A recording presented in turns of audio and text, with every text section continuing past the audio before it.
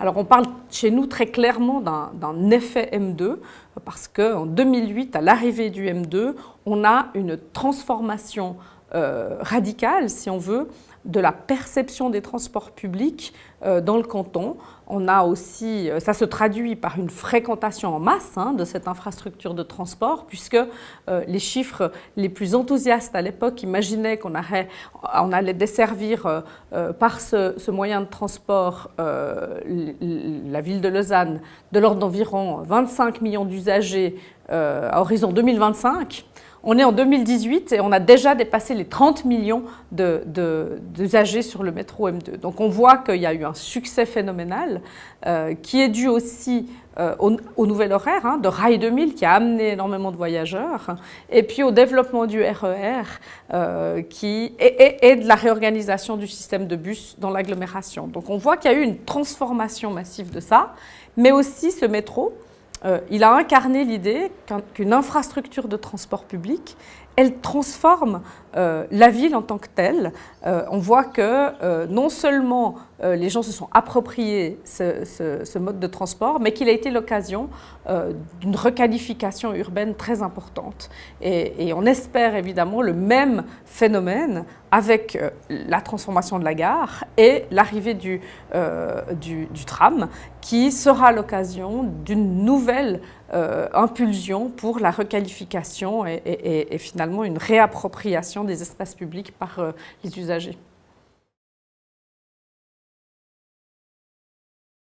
Eh bien, moi, j'étais syndic de marche, c'était en 2008, j'étais invitée à l'inauguration du M2, l'inauguration officielle.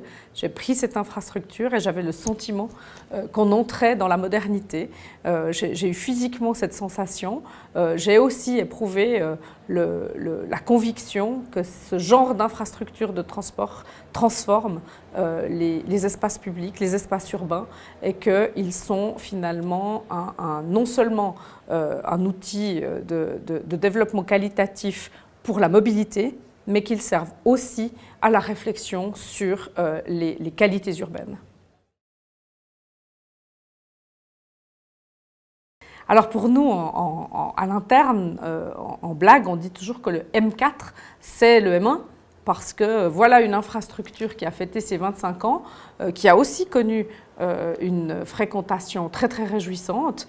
Parallèlement à ça, elle dessert un ouest lausannois en pleine croissance, que ce soit en termes d'habitation et d'emploi, mais aussi une irrigation de ce quartier des hautes écoles qui lui-même a connu une densification, une augmentation du nombre de bâtiments et d'étudiants phénoménale. Et donc, nous venons de lancer maintenant un nouveau projet pour réfléchir à l'avenir de ce M1. Comment est-ce qu'on peut faire? Par où il doit passer? Est-ce qu'il doit rester un métro?